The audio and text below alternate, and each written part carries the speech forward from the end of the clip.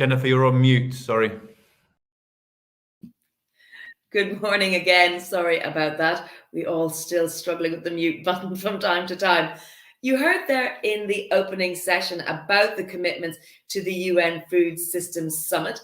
Our session now is going to be a plenary session called From Commitment to Action. So about delivering on those commitments. And we're going to talk about innovation as a driver for societal impact.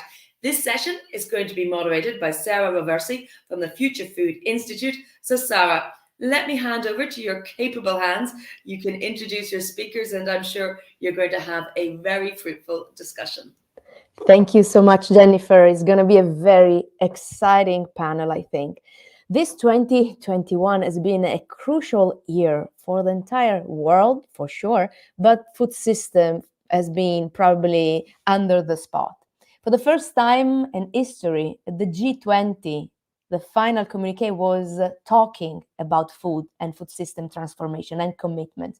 We had the Food System Summit, we had a COP26, where, of course, the topic of food was one of the hot topics. Of course, now we have to talk about turning every inspiration and our knowledge into action.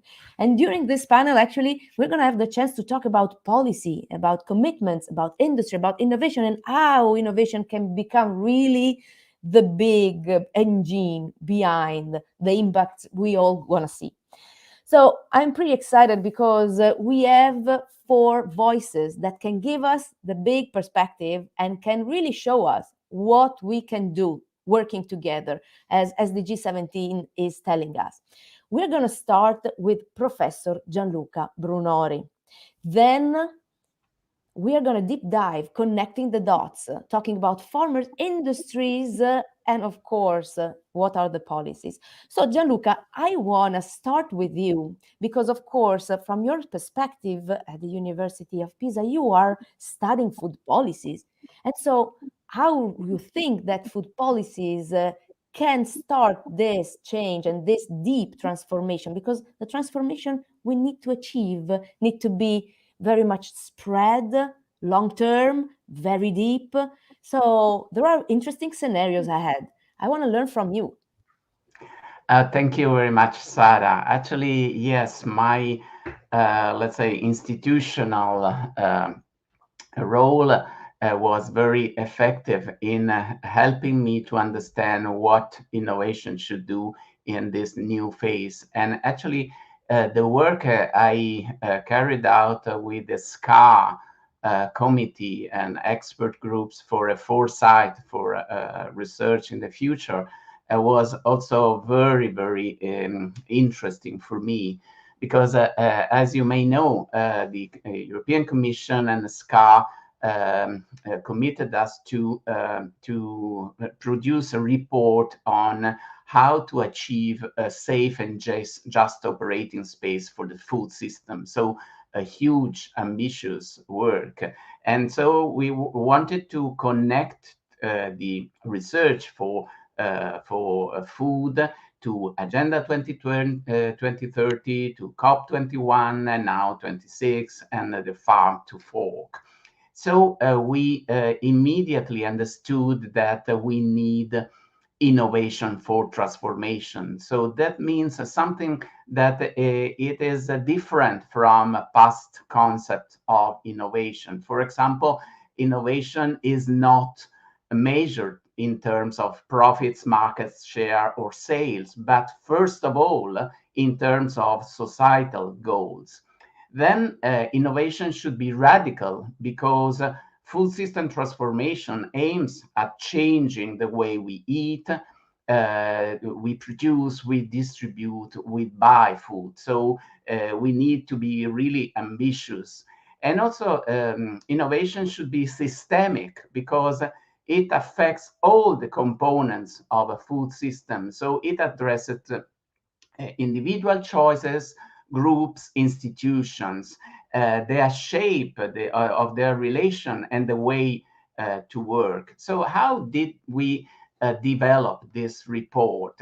We tried to organize the ideas of a lot of experts, stakeholders, and participants on on the future. So we set our, let's say, scope to 2050, and also very ambitious targets. But they were not so ambitious because we have seen that the Green Deal that came 1 year after we started had more or less the same targets. So reduction of pesticides, reduction of fertilizers, increase of organic farming, etc.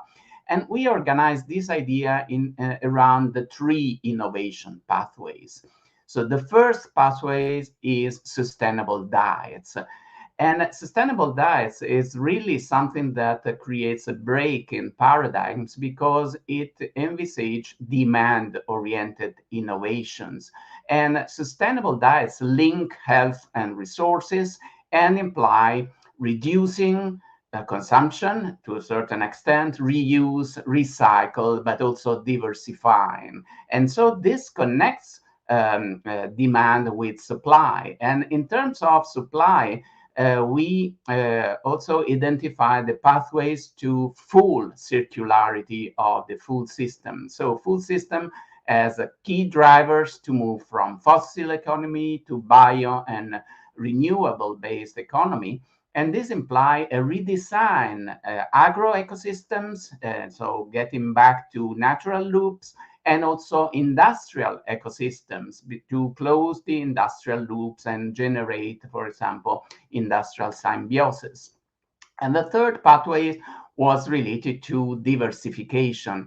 So starting from the observation that biodiversity is really one of the most damaged aspects of our life, we have identified pathways that link together biological diversity to economic and social and cultural diversity. So in order to diversify, we need diversity of supply, diversity of diets, diversity of business models, actors, and also of supply chains, for example, combining local and global supply chains. And this pathway approach moves, for example, research and innovation policies away from, let's say, sectoral or technology based, because it concentrates the idea on problems or omissions, and so encourages collaboration. And actually, just to finish this part, I would like to say that this implies, for example, a new way to carry out research. First of all, considering that innovation occurs in ecosystems. So it is very difficult to carry out research or transformative research if we don't connect with policy, with society, with business. And so here the role of interfaces, science policy, science society, science business. And the second aspect is related to responsibility, as responsibility links innovation with its consequences. So the idea is that all researchers, funders, and organizations of research should link together these aspects and think and embody how this responsibility, this link to the future, to design of research. And most important of it, it should be based on plurality, because plurality is really the opens to the diversity of values and perceptions and interests that are in a society. And so opening research to a comprehension of this diversity can bring to accelerated learning and also accelerating change. And for with this, I would like to get back to yours. Thank you, Sarah. Thank you so much, Gianluca. Actually, there is a word that you said, innovation happens within ecosystems. Diversity probably is the fuel of innovation. So these words are connecting us to the next speaker. And I think that Europe plays a crucial role at the global level. I feel always proudly European, also because Europe is setting very high standards, is setting the pace of innovation, and is setting the pace of transformation. So now I want to invite our guest and distinguished panelist from DG Grow, Christine Schreiber, Director, Chemicals, Food, Retail European from the European Commission. And I want to know, from your perspective, how can food innovation help us to meet the objectives that has been stated by the UN Food System Summit that we know are the goals that we have to achieve, but also what is doing Europe and how actually Europe is supporting the agri-food sector, because we know that food is the nexus. Food is really what is connecting us to the health of people and the health of the planet. So we need to start from food, and we need to start from the agri-food sector. Yeah, thank you very much, Sarah. So let me kick off a little bit on from these things from our perspective. So first, let me start by saying that, of course, the Commission, we fully support the conclusions of the summit, and in particular, the point that the uptake of innovation is really crucial for reaching our political commitments for a healthier, more sustainable and more equitable food system. And that's why I think it's a no-brainer to see that research and innovation are the drivers for the transition to such sustainable, safe, healthy and inclusive food systems.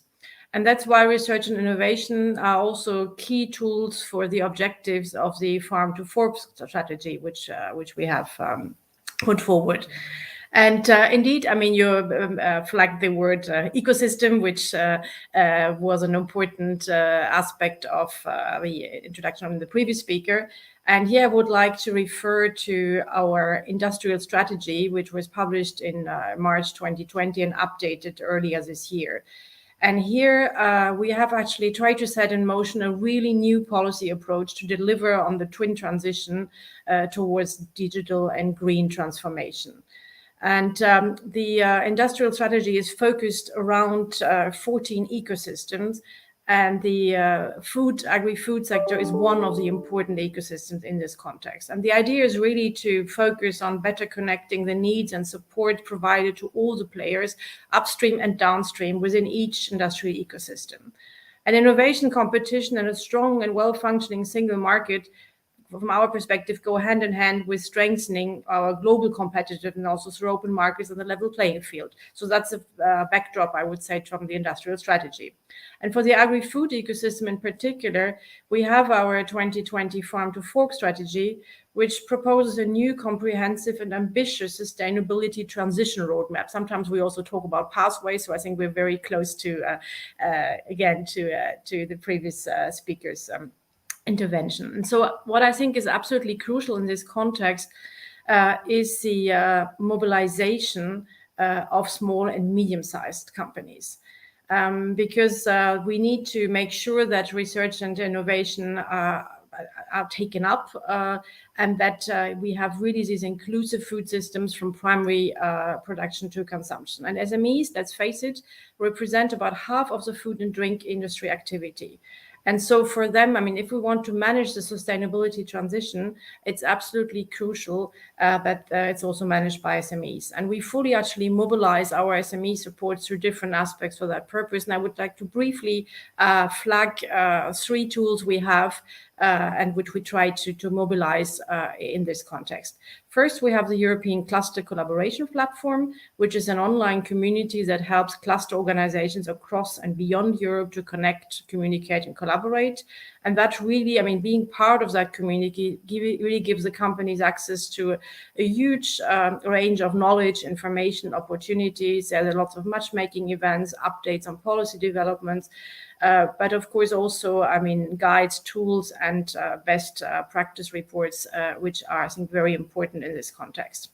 But one also has to say that the presence of agri-food clusters is rather heterogeneous across the EU, and therefore one of the challenges of the agri-food clusters is to expand these collaborations and allowing more businesses to learn actually from innovative solutions and ultimately then also contribute to enhancing the resilience of the agri-food sector across the EU.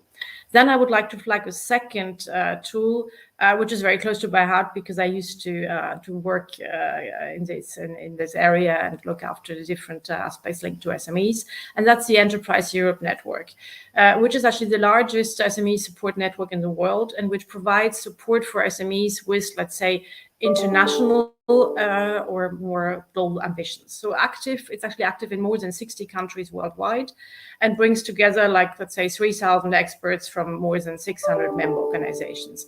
And what we've done in this context is that we have actually, with the SME strategy, created sustainability advisors in each Enterprise Europe Network member organization, who actually can use their expertise to guide SMEs into their sustainability transition. It's obviously not limited to the agri-food area, but I think they will play an important role here. And lastly, I would like to mention the initiative which DG GROW has launched in collaboration with the Joint Research Center, which is called ERIC, the European Resource Efficiency Knowledge Center, which is a tool that helps actually European companies, and again, specifically SMEs, to in particular embrace the famous competitive circularity, which was already mentioned, by providing a vast catalog of tools and case studies. So in order not to be too long, I would then flag one other issue, which I think is very important for our discussion today, and that's the EU Code of Conduct for the Responsible Food Business and Marketing Practices, and which is actually one of the first deliverables of the 2020 Farm to Fork Strategy Action Plan. And as you know, this is a voluntary industry-led initiative by European agri-food stakeholders. I'm sure we're going to talk more about it on this panel, and which is facilitated by the European Commission. And so we have actors from the whole food supply chain, which really did a tremendous work to deliver the code in a very, very short time frame. And it's an essential part of the efforts to really increase the availability and affordability of healthy, sustainable food options that help reduce our overall environmental footprint.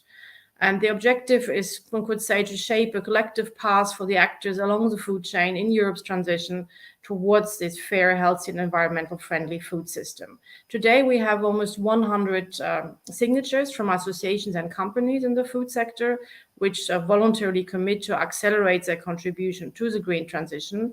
And I would really like to encourage you to join the code, as actually EIT Food has already done. And so with their pledges, the EU associations endorse the aspirational objectives and targets and set out a common vision for the EU food chain. And these aspirations are really supported by a range of indicative actions, which then will help us to achieve these goals. In addition, it contains a framework for ambitious commitments for companies, which front-runner companies with front-runner ambitions. And these companies are able to show leadership and are invited to make tangible and relevant measurable commitments, of course, which can showcase then the code. So I think what we still need to work on is that we have a clearer visibility also of for SMEs in the context of this code. And here, I mean, Eric will also play a role to make sure that best practices will be available online, inspire SMEs on their journey. So that was what I would like to say as an introductory bit. So I think we have quite a few tools at our disposal, and happy to discuss them and, of course, to explain them further. Thanks a lot. Thank you so much, Kristin. Thank you so much. You mentioned SMEs. That plays a crucial role.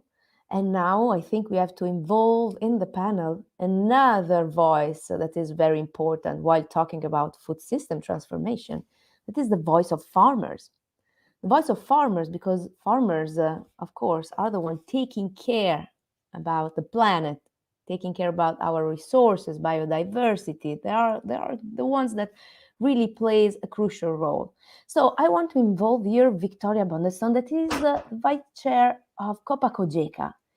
So Victoria, of course, the farmers plays a very essential role while we are transforming the food system. In these years, I've seen farmers also very much involved within EIT food strategies. I saw farmers that are really bringing innovation into their land and transforming positively their companies, making them more sustainable. I want to learn from you. What's really the size of the transformation that you see within the farming industry? And how you think that those new incentives can really transform in a better way our farming system? Thank you, Sarah. Thank you for having me here today. Yes, farmers are in the middle of all of this, of the food production and sustainability and how we are evolving, because farmers are out there using the land and are also the first one to notice the effects of climate changes, for example. I represent Kupa Kuchika, an European umbrella organization representing farmers and agri-cooperatives. Kupa have over 22 million farmers, while Kuchika represent the interest of circa 22,000 agriculture cooperatives. And Kupa Kuchika, we are engaged and support our members in participating in various Horizon 2020 projects and other activities at European level. And for the agriculture and forestry sector, research and innovation has played a vital role in enhancing their environmental sustainability and generating economic and also wider societal returns. And this plays an important role in assisting the sector reach our ambitious targets that is set out in the European Green Deal and other European Commission initiatives. During the UN Food Summit in New York, Kupa Kuchika, together with other primary producer organizations from all around the world, released a joint declaration underlining the commitment of primary producers to continue their effort to produce enough nutritious food for a growing population while improving the sustainability of the production. The declaration highlights the need for easy access to these technologies, the knowledge and the financial resources necessary to achieve the UN summits. Because if we want to be in the front line, to have the most sustainable agriculture and the most sustainable food, we need research and it needs to be accessible. In Kupa Kuchika, research and innovation is such an important and debated topic due to the unique position of farmers. As I mentioned in the beginning, farmers that are the one managing our land are often the first one to experience negative effects from climate change, while being required to do more with less. However, with that being said, farmers and agri-cooperatives can also be the key players in the evolution to more sustainable practices. This is where research and innovation is crucial in helping farmers to remain competitive while fulfilling the strategic role that is set out in different deals, etc., and also providing food security for the 500 million EU consumers. And for this reason, we believe it's so essential that farmers and our organizations and the agri-cooperatives are at the research core and innovation's core. We have to participate really closely to the research happening. And we support European businesses to develop new innovative solutions for farming, in particular taking account our European conditions. A modern and sustainable European agriculture requires superior knowledge and the use of the latest innovative methods and technologies. And this should be in line with consumer market expectations, of course. And therefore, it's in our interest that Europe remains a global leader in research and innovation. And in line with this train of reasoning, we must ensure that the results reach those on the ground, on the ones that's going to apply the new knowledge, the new innovation, the new technologies, and actually make use of it. One of our main objectives is to promote the importance of involving farmers and agri-cooperatives from the very beginning of research and innovation activities. Already when you start drafting the applications, forming the ideas, farmers need to be represented to ensure to address the actual needs, the actual situations on the farms, in the forestry, or whatever kind of company or farm you're having. This also help the uptake of innovation solutions and spreading the results. So farm organizations play a crucial role in this process. This also allows the knowledge generation and exchange. And yeah, as I said, make sure that the research results are spread. We also need to attract younger generations and women farmers to rural areas. For this, we need an agricultural sector that has easy access to innovative, inclusive, and sustainable solutions. And I'm sure we will have a lot of great examples of how doing this.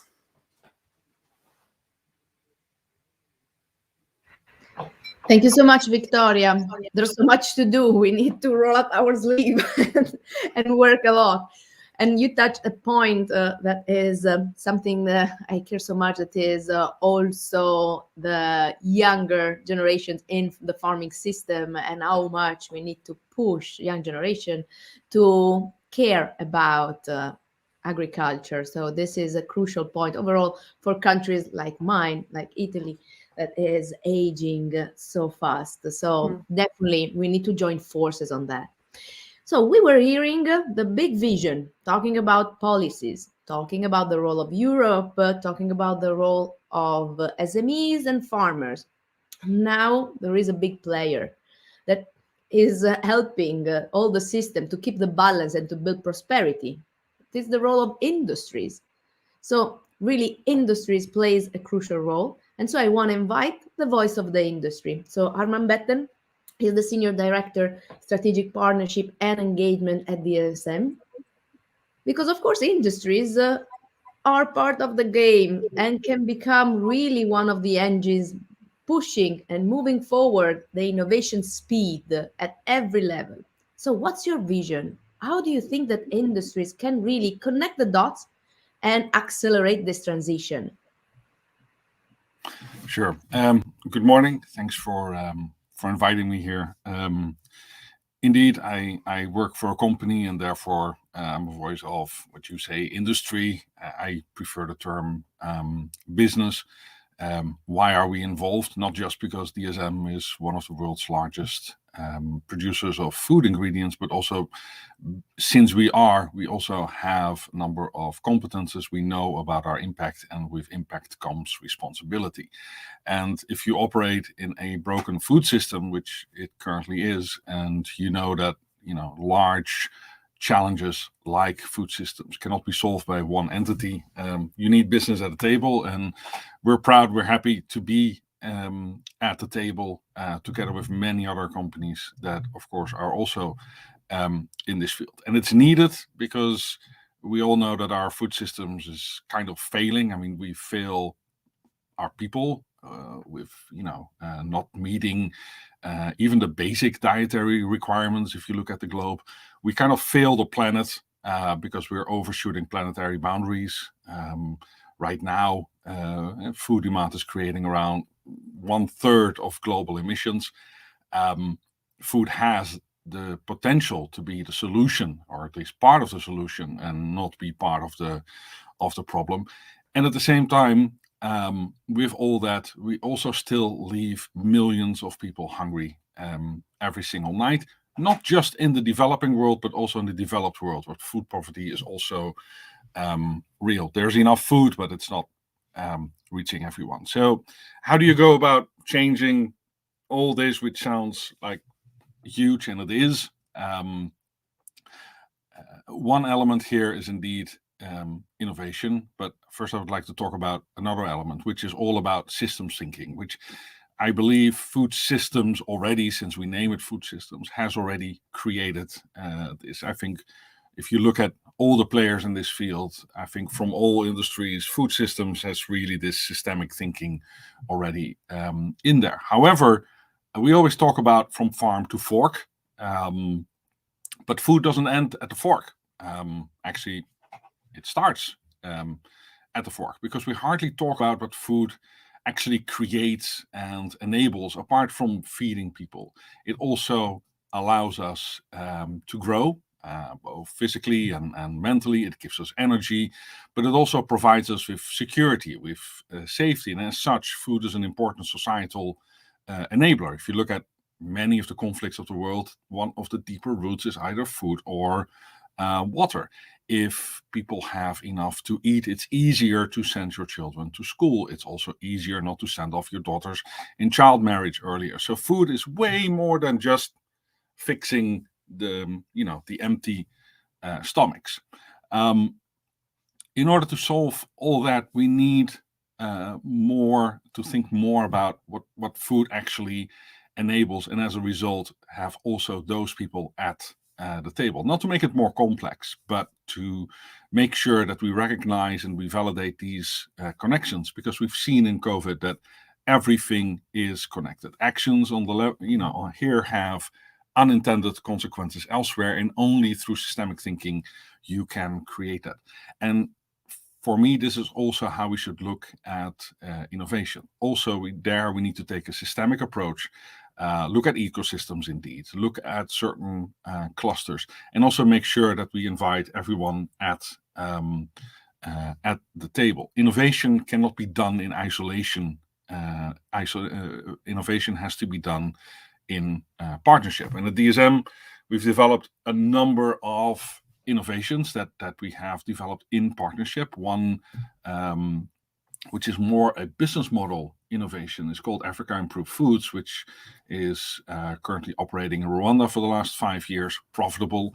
And this is a for-profit public-private partnership where we have joined forces with the government of Rwanda, but also a number of finance enablers from the West, but also the value chain and the local industry, for us to produce high-quality, nutritious food made by local smallholder farmers that are partly paid back in this enriched food, and the rest is being sold there.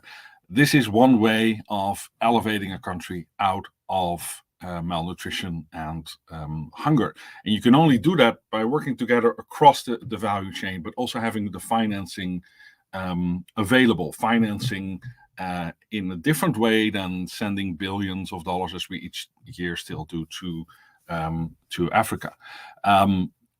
This model can easily be replicated across Africa, will not be very expensive, and we actually believe that if you could replicate this across the continent, you would even have to spend less than 1 year of food aid for a lasting solution that can make the continent self-sufficient. Now, closer to home in Europe, we've developed a joint venture with a German company called Evonik, where we produce omega-3, not from catching fish from the ocean and squeezing them into fish oil, but from algae that we use through fermentation to create this omega-3. That is being used to make the aquaculture industry, in particular the salmon industry, more sustainable, less reliant on oceans, and we improve both the health of people and the health of planet.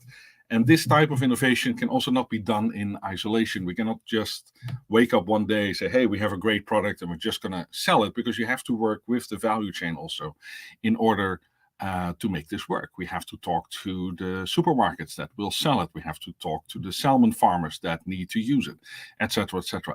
And these types of innovation, combined with this more systemic approach in vision, I think this is the key to really fix our food systems. We all know that it's possible.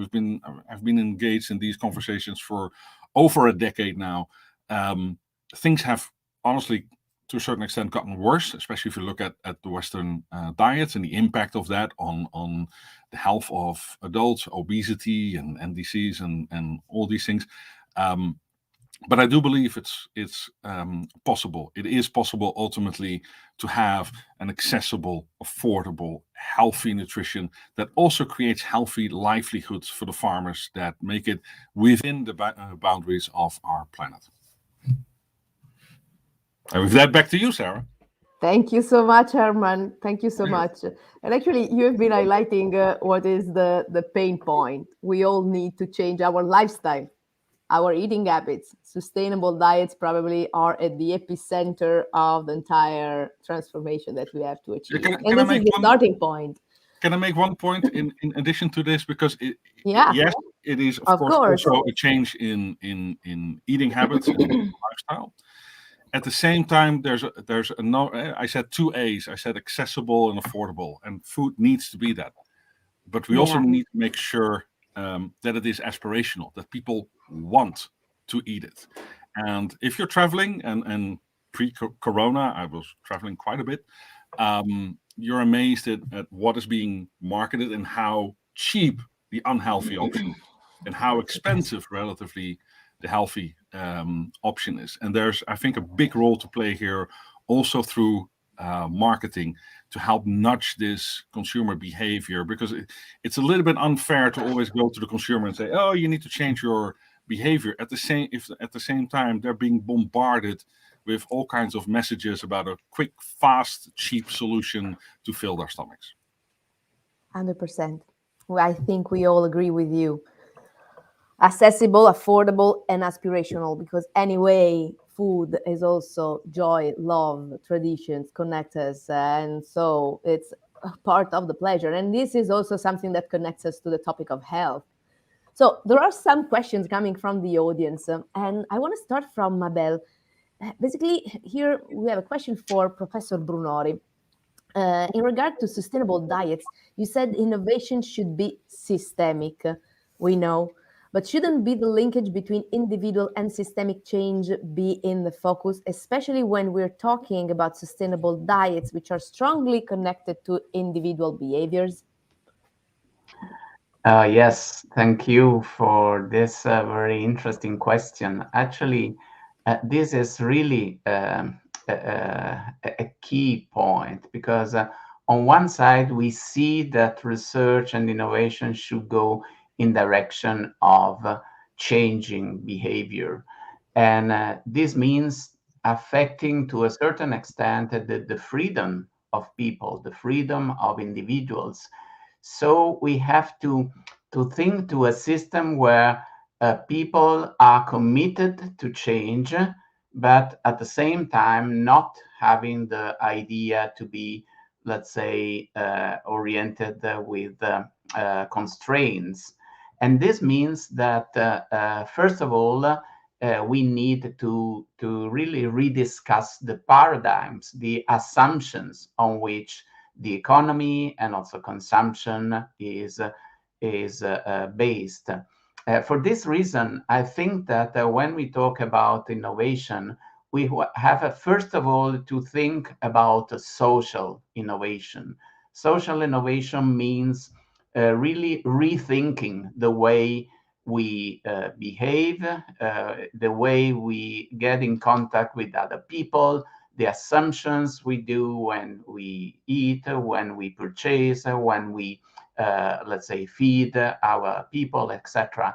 And this implies really something that puts together a plurality of voices. So we should avoid to give one size fits all measure, but really rediscuss the idea of of the diets, for example, and linking diets, for example, to the planet and to health.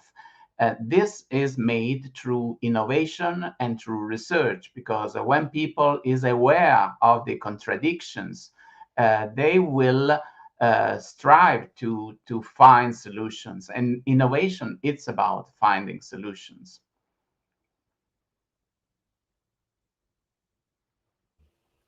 Definitely, yes. And we are all working to find solution together. But here, actually, I have another question for all of you panelists. So how to drive change in our diets towards a more sustainable consumption without disrupting the cultural aspects that are so attain to our food decisions?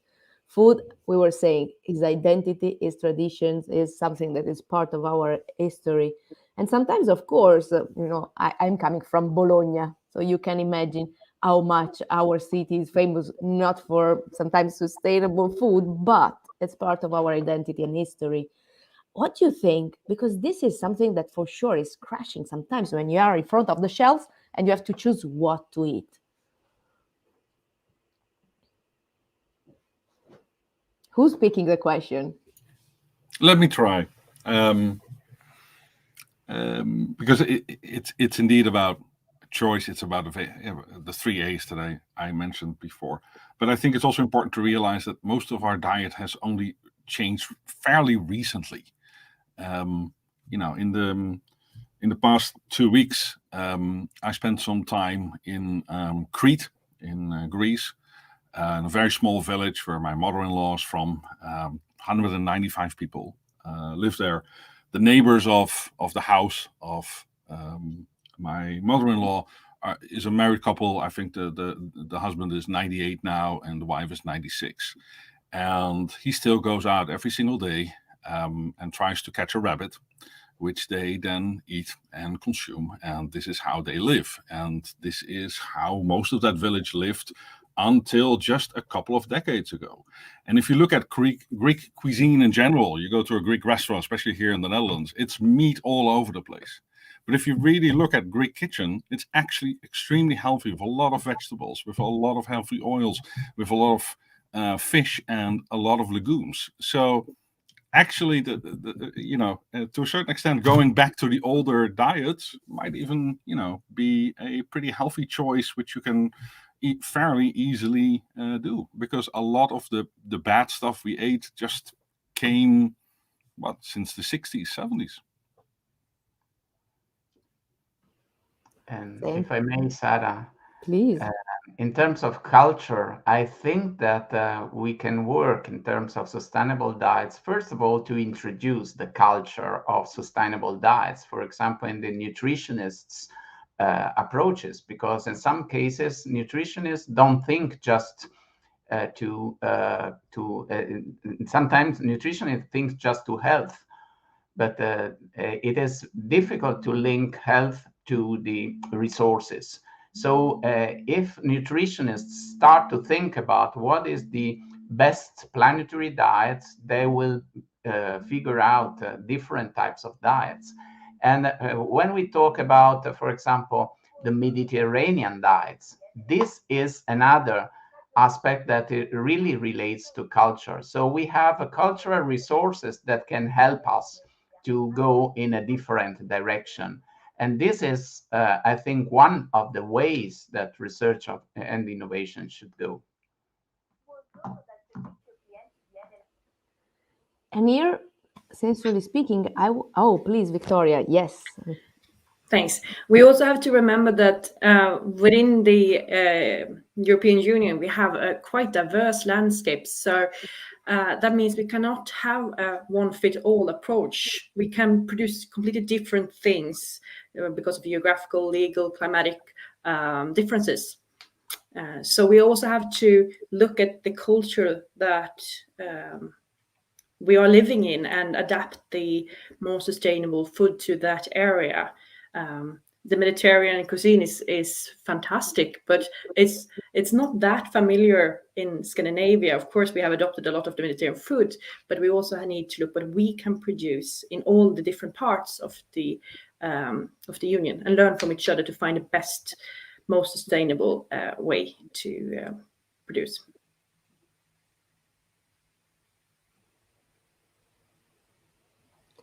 Thank you, Victoria. And I think it's interesting to pick not only the list of ingredients that are coming out from the different recommendations from different kind of diets, but there's the approach that during the studies of those diets have been highlighted. So how are you picking the ingredients, the seasonality, the freshness, the balance between legumes, proteins, all the different ingredients. So I think that this is the most interesting perspective that we can take out of the eating habits coming from the different kind of diets. But so I think that this question is linked pretty much with the next question, because from the audience, of course, someone is highlighting what's the role of education. If I'm thinking about Mediterranean diet, there's so much that can be done. And if you think that in our country, this is the country where we have the highest level of obesity in youngest generation, okay, we are one of the countries of Mediterranean diet that is sustainable and healthy. But anyway, there's a lack in between. So I strongly believe that education plays a crucial role. So I want to hear from you how you say your entities, how business can play a role in that, how farmers can play a role in that, how policies can really foster food literacy and education, because I think that everything started from there. Yes, I completely agree with you. We really have to start at a young age within the educational system. And the short answer to the question from the audience is no, we are not equipped for really complex, complicated thinking. We are not taught that. by society or within the school system.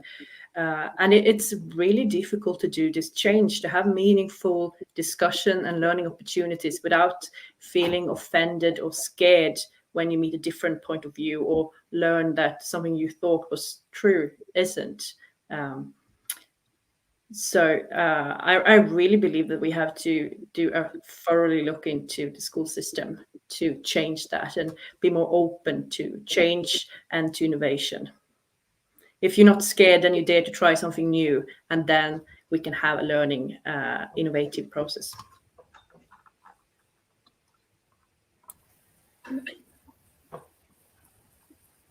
Yes, if I may, I think that also this education should be based on, again, on ecosystems, because we know that information comes from different sources.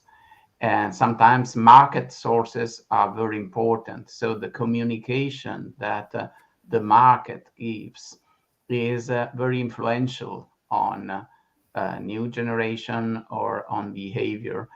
And so I wouldn't separate what is done in education and what is done in business. I think there should be a convergence between these realms in around some key concepts, and we are exploring these concepts. I think that the concept of sustainable diets is really something that we need to develop further, to explore and to put in practice with innovation, with the new concepts, etc. And this is really an endeavor that everybody have to do in a joint effort. But of course, schools and university are the first ones to think about this and changing their old approaches.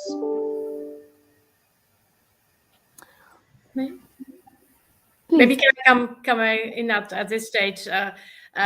I think indeed, I mean, the issues are actually very much interlinked. I mean, when you look at the ecosystem as such, and one of the areas where we can actually do something from the policy front is working on skills. And skills, of course, for different actors in the ecosystem. So I think this is one important component where we also have this pact for skills where we work actually with EIT. And I think the concept of food literacy is a very interesting, and obviously as a policymaker, especially at the European level, we cannot say you have to have in every national curriculum so this isn't that covered. But I think from a broader perspective, if you actually want to achieve the objectives of the Farm to Fork strategy, I mean, you need this food literacy. And I think it starts, I mean, you mentioned culture. It starts from the fact that there is no longer this sort of tradition hanging over, including, I mean, how to learn how to sort of cook certain ingredients, how to deal with certain ingredients, how long you can actually keep food. I mean, you have of course, every consumer can read the packaging, but everybody knows that, you also need a certain knowledge. And I think this is this is already a starting point that if I think in education, you bring children to get to know food, also the value of food, because I mean, you can see, again, talking about culture, you can see very clearly different traditions where basically people don't throw away any food. I mean, I was told at home, you don't even throw away old bread because that's the traditional upbringing you got. Whereas, this I think has largely disappeared. So I think food waste remains an important issue when we talk about sustainability. But also, I think this whole food literacy in there, I think we can do quite a lot also through. I said, I mean, when we have these clusters, they can pass this information. The other thing is, of course, when we talk about innovation, this also has to be explained. Some innovation is quite easy and consumers will try.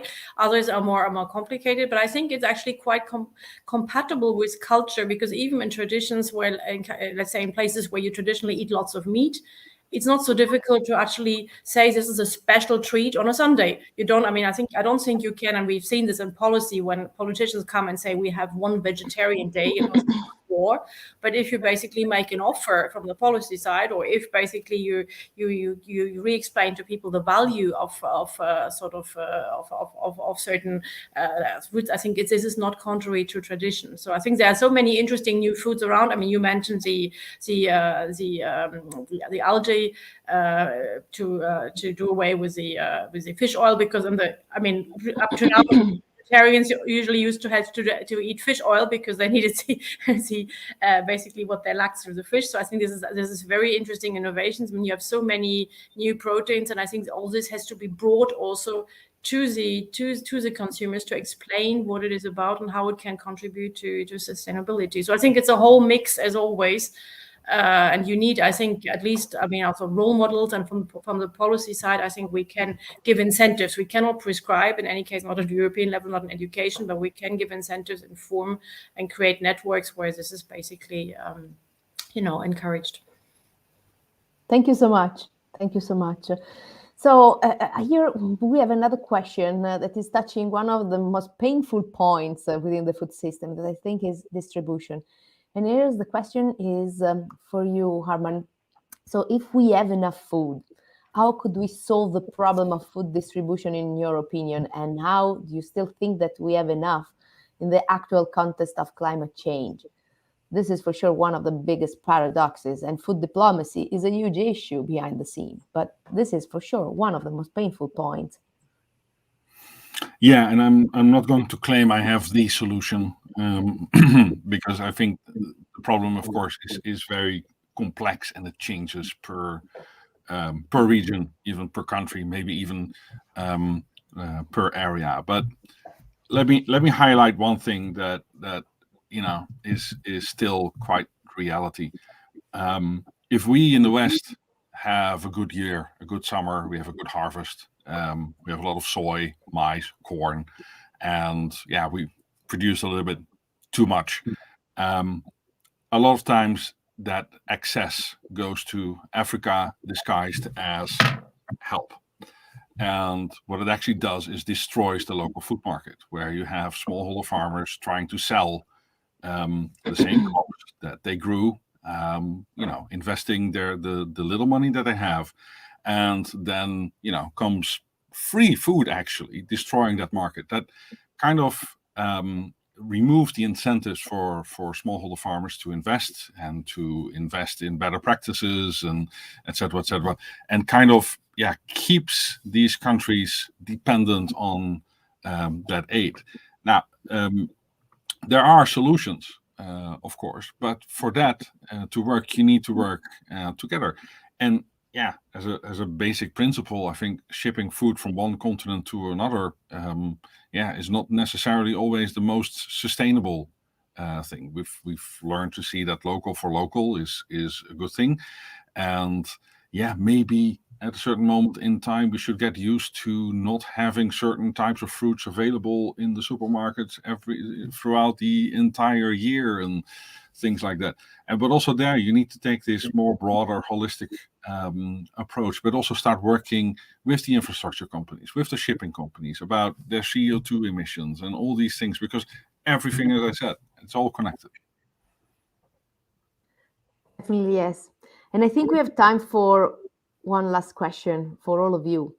So does the food production should be regulated like CO2 emissions? Because for sure, we know that this is going to be one of the key points within the next future. If I may. Please. No, I don't believe that it's a good idea to be regulated like CO2 emissions, because as soon as we touch the soil and start to move it around, there will be emissions, and we have to eat. It's better to focus on other areas, like finding the more sustainable production systems and processing systems. Also, it's very complicated to calculate on the emissions on more complex foods.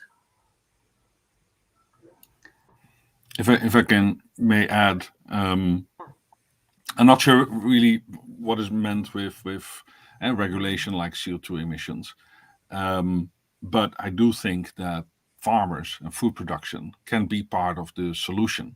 And if farmers can find a way to reduce CO2 emissions in a fairly measured system that they can, demonstrate they've reduced emissions, can be CO2 emissions, can be methane emissions, they should be rewarded for that. And as such, they should be part of the NDCs of countries that are being submitted to COP. Only very few countries in the world have done that.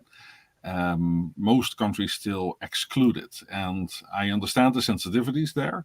But at the same time, if you believe that farmers are part of the solution and they can have solutions to reduce their impact and actually start moving to this regenerative agriculture within planetary boundaries, we should be rewarding for them for that.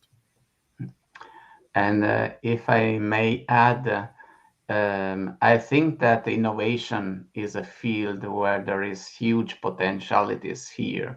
Looking at biodiversity, first of all, as a way to reduce carbon emissions, but looking at also digital technologies, for example, just to start measuring emissions, and then making farmers and food producers aware of the impact of their activities on the environment. And this will bring to responsibility, which it doesn't mean regulation. It means really capacity to address and to contribute to a common social endeavor and give its, let's say, contribution. And I agree that this brings to a different remuneration of the activities, because if we can start calculating the true cost of food, in the end, also choice will be different and also reward to the producers will be different. So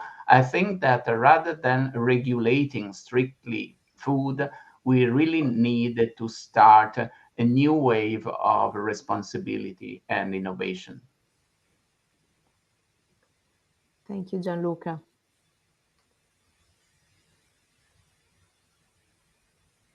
Okay, so I think that you were mentioning another important keyword, that is regeneration and regenerative farming. So this concept of regeneration, I think, is connecting all the dots between all the conversation we are all doing in these days, where at the end we need to find a balance between people, planet, and prosperity. And this is for sure the key thing we have been highlighting along this entire 2021 within all the global conversations we had. There is one last thing that also is always bumping in my mind just before we say hello. I want to ask you, which is the keyword that you want to share with the audience, because I think that having a keyword in our mind that can drive our actions, it's crucial. We're in the middle of the transition. It's an ecological transition, a digital transition, a cultural transition, and I think that they're all connected. So what my one is regeneration. I want to hear from you one keyword, and then we say goodbye, and I hope to see you soon in the next future. If I can start, I would say that we need social innovation. Okay. So thinking to society that innovates itself and also gives input to the technology on how to be shaped. Good. Well, in one word, it's very difficult. Besides, I work for Also a large. I work for a large company, so we need several words. But regeneration in combination with inclusive and the 3 A's, I think will get us quite far. Thank you. I'm taking notes.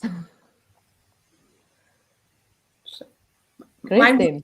Mine would be, even if it's a word which is used a lot nowadays, mine would be resilience, because I think it actually covers the different aspect. It covers you can only be resilient if you're innovative. I think resilience also refers to sustainability. And it's really, I think, a concept which encompasses both it's linked to regeneration as well. So for me, this would be really, this is the objective from our side for the ecosystem, that it's sort of, resilient and sustainable. Thank you. Victoria.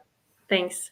For me, it will be involving stakeholders early in the process, being involved all through the research or innovation projects, and involvement in spreading the technologies, the methods, the new knowledge from farmers, from consumers, all over across the board. I think it was Herman earlier said that we can only have change while working across the value chain, and I thought that was really good. So involvement. That's amazing. So I really thank you for your generosity. I will keep these words with me. Social innovation, regeneration, and inclusion connected with accessibility, affordability, aspirational foods, the 3A, and then resilience and involvement. Thank you so much. I really would love you to follow the next, and I want to involve also Jennifer to be back on stage, because we are going to hand over to her to follow up with this conference. And I look forward to the next session as well, because we're going to talk about the future with young innovators. Thank you so much. Thank you, Sarah. Indeed, I'm looking forward to the next session as well. As you say, with the young innovators, a conversation with the Gen Z representatives, something we're all looking forward to. But first, we're going to take a short networking break, about half an hour. We will be back at 1:45. So don't go too far, but do explore the platform. There's lots of places where you can use the networking tab to discuss with the other participants everything you've heard so far. Don't forget, please keep sharing using the FutureFood21 hashtag, and be back with us here for the next plenary at 11:45.